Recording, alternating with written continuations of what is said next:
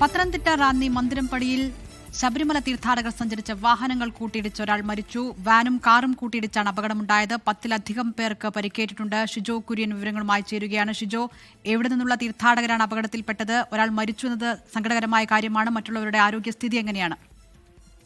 ദിൽന, തമിഴ്നാട് കർണാടക സ്വദേശികളായിട്ടുള്ള ശബരിമല തീർത്ഥാടകർ സഞ്ചരിച്ച വാഹനമാണ് അപകടത്തിൽപ്പെട്ടത്. റാന്നി മന്ദിരംപടിയിൽ ഉച്ചയ്ക്ക് 12:30 ഈ അപകടം.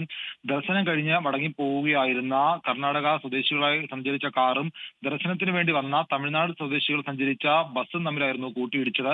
ഇതിന്റെ അപകടത്തിന്റെ CCTV ദൃശ്യങ്ങളടക്കം നമുക്ക് ലഭ്യമായിട്ടുണ്ട്. നമുക്ക് കാണാം, അമിത വേഗതയിൽ ഈ നിയന്ത്രണം തെറ്റിയാണ് കാർ വന്ന് ബസ്സിലേക്ക് ഇടിച്ചു കയറുന്നത്.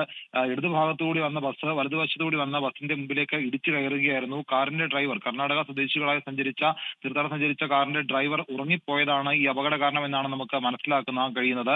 ഇതിൽ 2 പേർ മരിച്ചു എന്നുള്ള വിവരം കൂടി നമുക്ക് ലഭിക്കുന്നുണ്ട്. കർണാടക സ്വദേശികൾ സഞ്ചരിച്ച കാറിലുണ്ടായിരുന്ന 2 പേരാണ് മരിച്ചത്. 14ഓളം പേർക്ക് പരിക്കേറ്റിട്ടുണ്ട്. ഈ പരിക്കേറ്റ 10-ലധികം ആളുകളെ വിവിധ ആശുപത്രികളായിട്ട് പ്രവേശിപ്പിച്ചിരിക്കുകയാണ്. ഈ അപകടത്തിന്റെ CCTV ദൃശ്യങ്ങൾ കൂടി ലഭ്യമായിട്ടുണ്ട്. ദിൽന, പത്തനംതിട്ട റാന്നിയിലാണ് ശബരിമല തീർത്ഥാടകർ സഞ്ചരിച്ച വാഹനങ്ങൾ കൂട്ടിയിടിച്ച് അപകടമുണ്ടായിരിക്കുന്നത്. ഇപ്പോൾ അപകടത്തിൽ 2 പേർ മരിച്ചു എന്നാണ് ഷിജോ കുര്യൻ പത്തനംതിട്ടയിൽ നിന്ന് റിപ്പോർട്ട് ചെയ്യുന്നത്.